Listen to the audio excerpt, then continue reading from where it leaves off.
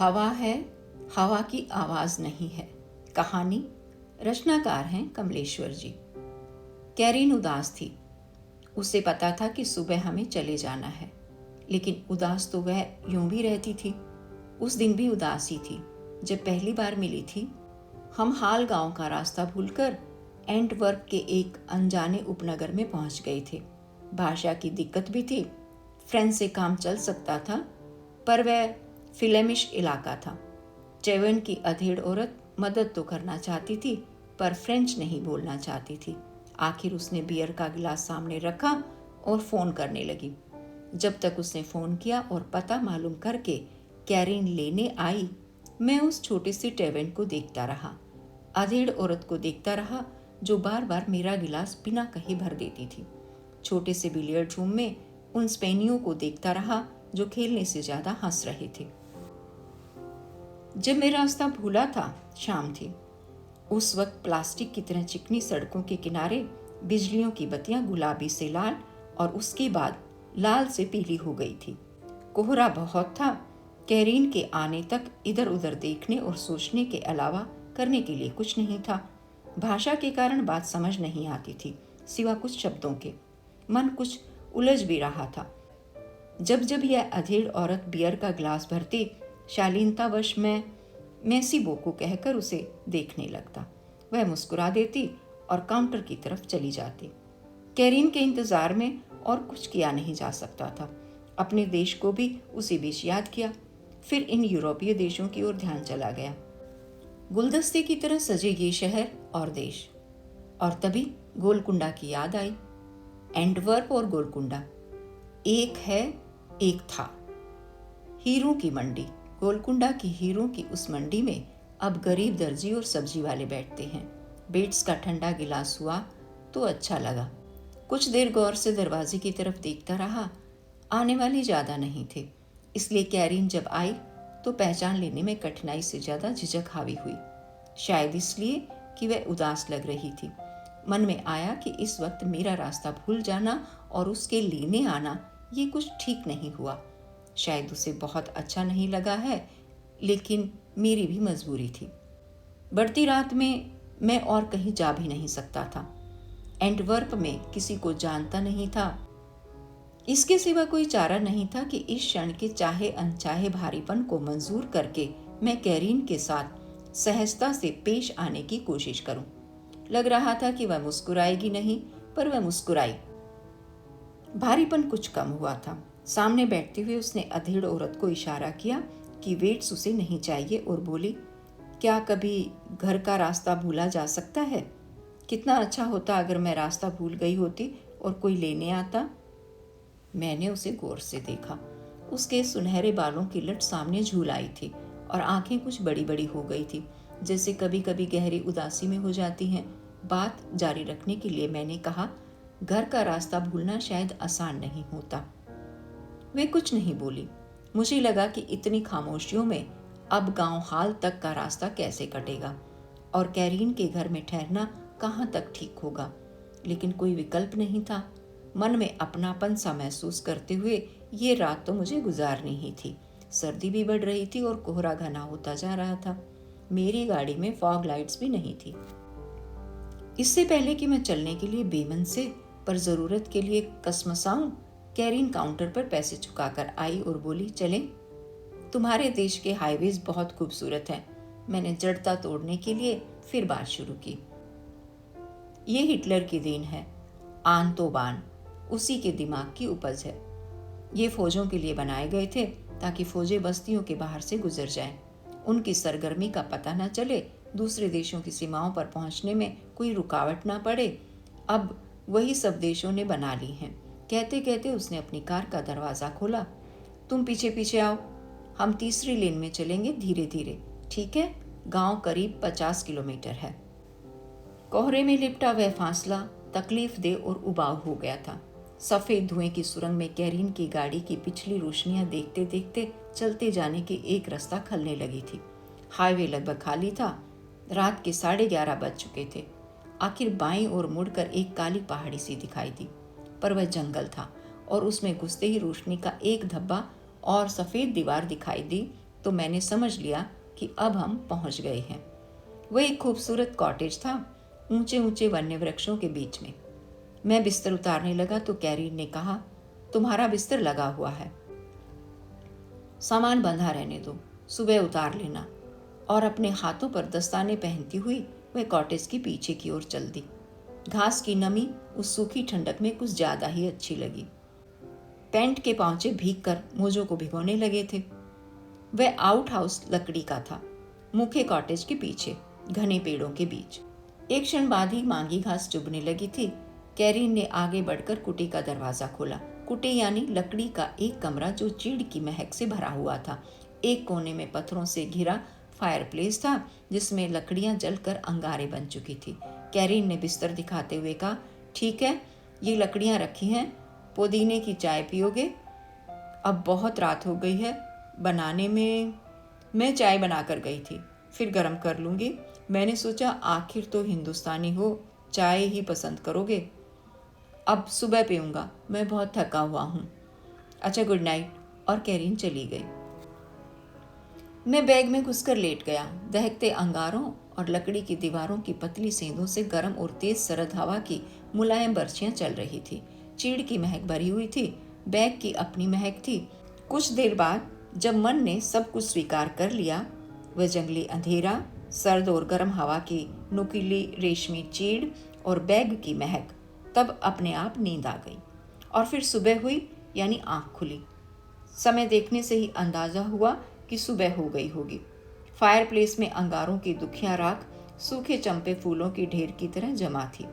बड़ा चिमटा पास रखा था, लकड़ियों का ढेर सुन्न था। दरवाजे के पास नायलॉन कतरों की बनी मछलियां चुपचाप डोरे के सहारे लटक रही थी। बेहद अजीब थी वह सुबह, आवाज रहित सुबह, सब कुछ खामोश और सुन्न। खिड़की खोली तो उसकी आवाज से लगा कि कहीं कोई आवाज हो सकती है। लकड़ी के फर्श पर धप धप किया कि कोई आवाज तो हो, कुछ तो कहीं से सुनाई पड़े। भोजपत्र और देवदार के लंबे पेड़ों में भी आवाज नहीं थी। घास जैसे भीग भीग कर दम तोड़ चुकी थी। सड़ी हुई घास पर भोजपत्र के पड़े हुए पत्ते हरी मुर्दा आंखों की तरफ ताक रहे थे। भयानक सन्नाटा। मैंने हथेलियां रगड़ी, सर्दी के लिए नहीं, सरसराहट की आवाज के लिए, कि देखे यहाँ इनमें आवाज होती है या नहीं। फिर लकड़ियों को चिमटे से खड़बड़ाया, आवाज हुई। जोर जोर से लकड़ी के फर्श पर चला, फिर आवाज हुई। पर यह खेल भी बहुत भयानक होता जा रहा था। आवाज होती थी और मर जाती थी, उसकी कोई अनुगूंज नहीं बचती थी। यह कैसे पेड़ थे, कैसा जंगल था, कैसी घास थी, कैसी हवा थी जिसमें कोई स्वर नहीं था, जैसे बस सन्नाटा पैदा करता हो। मैंने खास कर देखा तो खांसी भी मर गई। जितनी आवाज पैदा कर लो बस उतनी ही। सामने कॉटेज को घूरा, प्राणहीन कॉटेज खड़ा था। कैसा आतंक था यह। रात में ही कैरीन और उसके माँ बाप की हत्या हो गई हो और इस मुर्दा माहौल में मैं अकेला रह गया हूँ। आखिर मन घबराने लगा। मैंने गाना गाने की कोशिश की। तत्काल मरते जाते स्वर कितने भयावह हो गए हैं। कोई गाना ऐसे कैसे गाया जा सकता है। आखिर अपने से घबराकर मैं फिर बैग में घुस गया और आंख मूंद कर अपने ही साथ सोने का नाटक करने की कोशिश की, पर व्यर्थ। आखिर जब दिल बेतरह घबराने लगा और सांस घुटने लगी तो बैग से निकलकर मैंने फिर फर्श पर पैर पटके। वही धप-धप और उसके तत्काल बाद वही गहरी खामोशी। एकाएक लगा कि अगर अभी, बिल्कुल अभी जंगल, पेड़ों और घास से या आसपास से आवाज न फूटी तो पागल हो जाऊंगा। हवा चाहे ना हो पर आवाज तो हो। और उसी पागलपन की हालत में लगभग दरवाजा तोड़ता हुआ सा मैं बाहर ठंडी घास पर निकलकर एकदम जोर से चीखा था, कैरीन। फिर भी कोई आवाज नहीं हुई, सिर्फ एक ध्वनिहीन दृश्य उभरा। कॉटेज का पिछला दरवाजा खुला। हाथ में छोटी सी ट्रे लिए कैरीन दिखाई दी। हल्के हल्के मुस्कुराते हुए उसके चलकर आने और मुस्कुराने के दृश्य में कुछ हलचल हुई, पर सन्नाटा फिर भी नहीं टूटा। Good morning. और कैरीन की ट्रे के बर्तनों के धीरे से खड़खड़ा जाने का एहसास हुआ, जैसे एक सांस आई। तुमने कपड़े क्यों उतार रखे हैं? कपड़े? मैंने अपने को गौर से देखा। हाँ, सचमुच मैं नंगे बदन खड़ा था उस भयानक सर्दी में।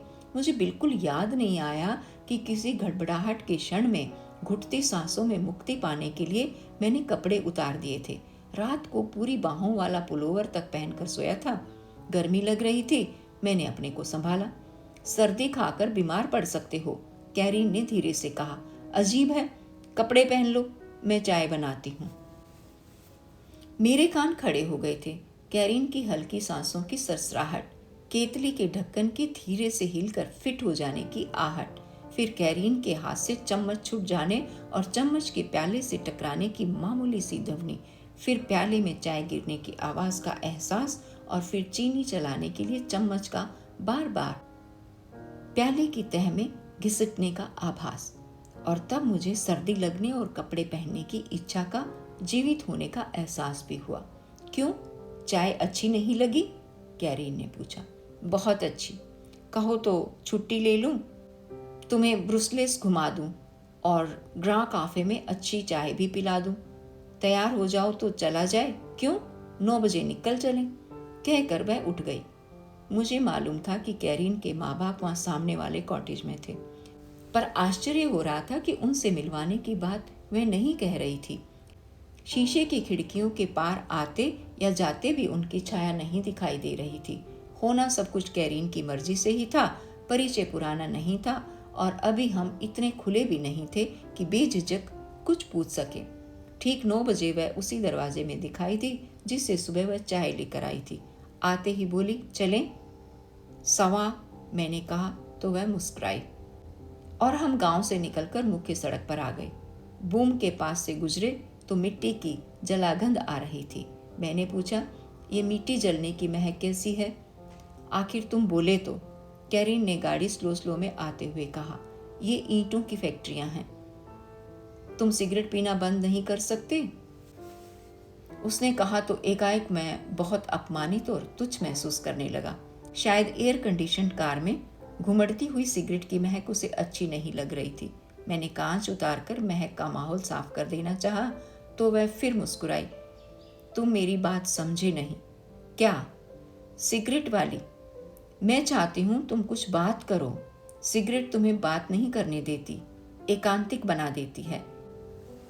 ये खामोशी तुम्हें नहीं खलती? कोई बात करते हो तो कितना अच्छा हो। उसके ये कहते ही सुबह वाला भारीपन एकाएक लौट आया और मुझे लगा कि शायद कैरीन भी उतनी ही मस्त है। मैंने कहा, तो तुम बताती चलो। दाहिनी ओर एंटवर्प छोड़कर अब हम ब्रुसेल्स की ओर बढ़ आए हैं और मेरे देश की आबादी 1 करोड़ है कि हम बहुत संपन्न हैं। क्यों, कैसे? और क्योंकि हमने कटांगा और बेल्जियन कांगो की खानों से सोना और तांबा निकाल कर अपने देश में भर लिया है। और यह बीपी है, ब्रिटिश पेट्रोल, पर हम इसे ब्रूसिप्स कहते हैं, गंवार का पेशाब। और हम बेल्जियंस पिसोनोमी के विशेषज्ञ हैं और ब्रुसेल्स आ गया है। अब हम तुम्हें चाय पिलाएंगे। यहाँ इतने कम लोग क्यों हैं? कोई दिखाई ही नहीं देता।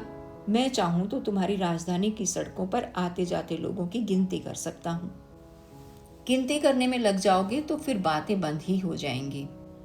कहते हुए वह मेरा हाथ पकड़कर ग्राल्पस में आ गई। कार हमने बाहर छोड़ दी थी। ग्राल्पस पथरीली ईंटों का छोटा सा चौक था, खाली खाली और सूना। उसने गर्व से इशारा किया। ग्रा काफे दल ग्रा प्लास, एक पुराना काफे, उजड़ा उजड़ा सा, पूरा और थका हुआ सा। बीचों बीच खड़ा हुआ एक मुर्दा घोड़ा, स्टफ्ड इधर उधर दीवारों और कार्निसों पर लटकते काठ के योद्धा, छतों से लटकते तांत की कुपियों के गुच्छे। हम काठ की सीढ़ी से चढ़कर ऊपर पहुंच गए। छोटी छोटी खिड़कियों के पास लगी हुई उदास मेजें। कैरीन ने चाय का ऑर्डर दे दिया था। शराब के प्यालों में गर्म पानी आ गया और पानी में ताबीज की तरह लटकी चाय की पोटली धीरे धीरे रंग छोड़ने लगी। तुम्हारा देश कितना खूबसूरत है। बहुत बहुत क्या होता है, कुछ बताओ? कैरीन ने हट किया। तुम्हारे बालों की तरह खूबसूरत, पर बेहाल। वह थोड़ी सी शर्माई, फिर उंगली पर एक लट लेते हुए बोली, ये सचमुच खूबसूरत है। और छोड़ो, ये बताओ, अंग्रेजों ने तुम्हें बहुत लूटा है? बहुत ज़्यादा। लोग बहुत गरीब हैं, ज़्यादातर। सुनकर वह चुप हो गई थी। फिर बात बदलते हुए बोली, कल सुबह तुम हॉलैंड चले जाओगे? हाँ, तो चलो, तुम्हें कुछ और घुमा दें। घूमते घामते घर निकल चलेंगे। घर? तुम घर से इतना घबराती क्यों हो? घबराती कहाँ हूँ, सिर्फ इतना है कि घर घर नहीं लगता। क्यों? माँ बाप से कुछ नहीं, वे बहुत अच्छे हैं। उन्हें खुद घर घर की तरह नहीं लगता। हम प्रकृति के पास और साथ होना चाहते थे, इसलिए हॉल में घर बनवाया था कि फूल होंगे, चिड़िया होंगी, तितलियां होंगी, गिलहरियां होंगी। पर जर्मनी, जर्मनी, जर्मनी से इसका क्या लेना देना? देश देश तुम्हारा है, प्रकृति तुम्हारी, घर तुम्हारा है। हाँ है, पर और यहाँ पर उसने बात तोड़ दी थी। हम घूमते घामते घर लौट आए थे। रात का खाना खा चुकने के बाद हम पुदीने की चाय पी रहे थे। सर्दी और कोहरा बहुत था। उसने फायरप्लेस में लकड़ियां जला दी थी। वह बार बार अपने बालों की लट उंगली पर लपेट रही थी। मैं रह रहकर सामने कॉटेज की ओर देख लेता था, जहाँ सिर्फ एक खिड़की रोशन थी। वह बार बार मेरी बिछलती नजरों को देख लेती थी। आखिर मैंने खामोशी तोड़ी। मैं तुमसे बहुत नाराज हूँ। क्यों? वह पास खिसक आई। तुमने अपने माँ बाप से नहीं मिलवाया। माँ तो खैर बीमार हैं, वे उठ नहीं सकती। पिता आज शाम तुमसे मिलने खुद कुटी में आने वाले थे, पर उन्होंने आज ही पैर में चोट लगा ली है। महज पागलपन में। पागलपन में? और क्या? तुम्हारी बातें मैं पूरी तरह समझ नहीं पाता। मुश्किल तो कुछ भी नहीं है अगर समझना चाहो तो, लेकिन शायद तुम मेरी त्रासदी समझ नहीं पाओगे। तुम बहुत अकेली हो। दूसरे अर्थों में। पुरुष के अभाव में, मैंने झिझक तोड़ते हुए कहा। वह धीरे से हंसी, फिर बोली, बस यहीं तक दिमाग दौड़ता है। तुम पुरुष नहीं हो क्या? इस वक्त तुम मेरे बिल्कुल करीब हो। पुरुष का अभाव कहाँ है? वह तो कहीं भी मिल जाता है, मिल सकता है, पर मात्र घर और पुरुष ही तो सब कुछ नहीं है। क्या घर इतने से बन जाता है? उसके चेहरे पर उदासी का बादल आ गया था और वह एकटक मुझे ताक रही थी। मैं कुछ भी समझ नहीं पा रहा था। संदरों से सर्दी और फायरप्लेस से गर्मी की रोशनी लपटें फिर आक्रमण कर रही थी। उसने चुपचाप दोनों प्याले उठाकर ट्रे में रख लिए थे और हाथ फैलाए अपनी हथेलियों को ताकने लगी थी। दोपहर में तुम कुछ बात फूलों तितलियों की कर रही थी। हाँ, जर्मनी की भी। ये जर्मनी बार बार क्यों घुसाता है? हमारा गांव सीमा के काफी पास है। जर्मनी का विशाल औद्योगिक केंद्र डुसुलडॉर्फ जब से स्थापित हुआ है, हमारे देश की हालत खराब हो गई है। न यहाँ चिड़ियाँ आती हैं, जहरीला धुआं सब कुछ चाट गया। इस वीरानेपन की कल्पना कर सकते हो। हम इसलिए शहर छोड़कर यहाँ आए थे कि बेरिक होंगे। बेरिक? ये सफ़ेद हाल वाले खूबसूरत पेड़। उसने भोजपत्र के पेड़ की ओर इशारा किया था, जिसका तना खिड़की से झांक रहा था। पर सब बेकार हो गया। जब से डुसुलडॉर्फ का जहरीला धुआं देश में भरना शुरू हुआ है, हमारे पेड़ मुरझा गए हैं। नई पत्तियां तक खुशी से नहीं निकलती। फूल खिलने बंद हो गए। चिड़िया न जाने कहाँ चली गई। गिलहरियों ने आना बंद कर दिया। पिता ने पैर में चोट लगा ली। पता है कैसे? हम लोग तो ब्रुसेल्स में थे। दोपहर में वे निकले तो बहुत दिनों बाद बैरिक पर एक गिलहरी फुदकती दिखाई दे गई। बच्चों की तरह पागल हो उठे। गिलहरी देखने के लिए नंगे पांव दौड़ पड़े। सूखी झाड़ी के टूटे हुए ठूंठ ने उनका पैर फाड़ दिया। गिलहरी तो खैर भाग गई, पर वे पट्टी बांधे बिस्तर पर पड़े हैं। सुबह तुम्हें मिलवा दूंगी। चिड़िया तो अब आती ही नहीं। कितना सन्नाटा लगता है यहाँ। घर घर नहीं लगता है। लौटकर आने को जी नहीं करता। तुम ऐसे जहरीले सन्नाटे में रह सकते हो? मैं चुपचाप उसकी ओर देखता रहा। रात काफी हो चुकी थी। उसने हल्के से अंगड़ाई ली और उंगलियां चटकाते हुए बोली, अपने देश पहुंचकर खत लिखा करोगे? पर पता नहीं। पर क्या पता, शायद हम एक दूसरे को तो याद रख पाते हैं, पर ये भूल जाते हैं कि कौन क्या चाहता हुआ मिला था। अच्छा, गुड नाइट। और वह ट्रे लेकर चल दी। मैं कुटी में दरवाजे पर खड़ा होकर उसे घास भरी पगडंडी से जाते हुए देखता रहा।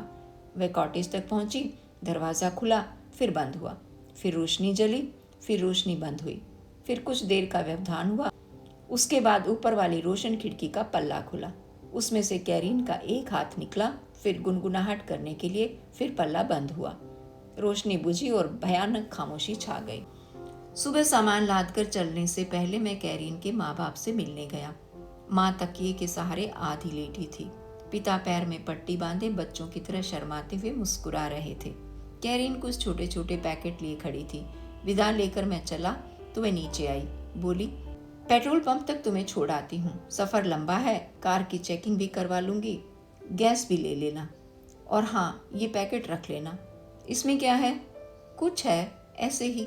दूसरे देश पहुँच जाओ तब देख लेना। और उसने वे छोटे छोटे पैकेट वहीं सीट पर रख लिए। खुद भी साथ बैठ गई, पेट्रोल पंप तक साथ चलने के लिए। तुम्हें पैदल लौटना होगा, मैंने कहा। पास ही है, वह बोली। पेट्रोल पंप से आगे सफ़र चलते हुए मैंने कैरीन से विदा ली और शब्दों के अभाव में सिर्फ इतना ही कह पाया, मैं तुम्हें खत लिखूंगा। बेहतर है मत लिखना, खतों से खामोशी और बढ़ती है। हो सके तो कभी फिर आना, बहुत सी बातें करेंगे। अच्छा। कैरीन फिर उदास हो गई थी। सड़क पर मुड़ते हुए मैंने उसे एक बार फिर देखा, वह हाथ हिला रही थी। आखिर वह वहीं छूट गई और हॉलैंड की सीमा पर आए पास कंट्रोल पर जब मैं अपने कागजों पर मोहरें लगने जाने की प्रतीक्षा कर रहा था तो मैंने कैरीन के दिए हुए पैकेट खोल खोल कर देखे। एक में मैनेकिन पीस की छोटी सी मूर्ति थी, उसी मूतते हुए बच्चे की जो ग्रालपास के वाली गली में सदियों से खड़ा मूत रहा है। दूसरे में मशहूर सूती लेस लगे कपड़े पहने एक गुड़िया थी। तीसरे में उसके सुनहरे बालों की एक लट और चौथे में कलफ लगे कपड़े की बनी एक तितली।